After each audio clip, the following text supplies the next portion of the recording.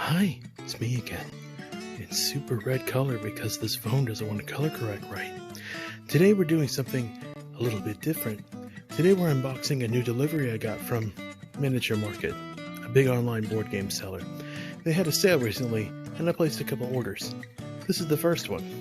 Now, obviously, I haven't played any of these, but I just want to take a look at stuff that came and talk about it briefly and just kind of get a little bit of an idea of what I ordered here. And some of these may even show up in future videos.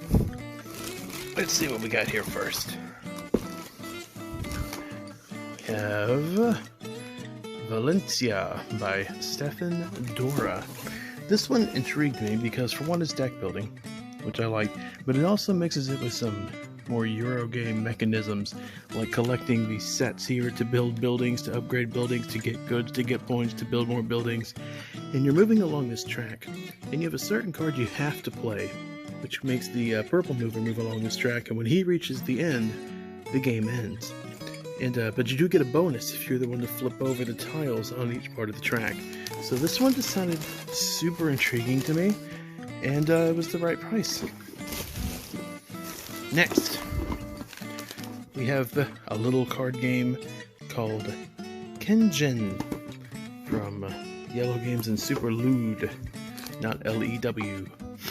This one, it's actually pretty interesting. You're playing cards, trying to control these different areas, which will give you different abilities and effects. And the other players don't know exactly what you've played. They have different abilities, and you're trying to have the strongest number in each area. It sounds like a lot of fun. Plus, I saw the cover and saw it had like a 7 on Board Game Geek and was like, that's good enough for me. And then finally, the one I know the very least about.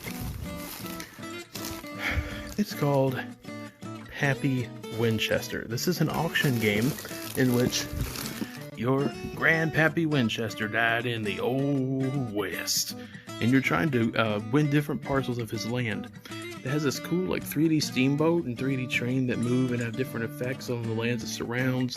There's different tokens you win with the different plots of lands that you win that cause different things to happen. You're trying to outbid your opponents and just have the most value at the end of the game. I love auction games, and the theme and aesthetic just appealed to me. Well, that's it for this video. Hopefully we'll have some more later. I do plan to make more off the beaten shelf episodes. I do apologize.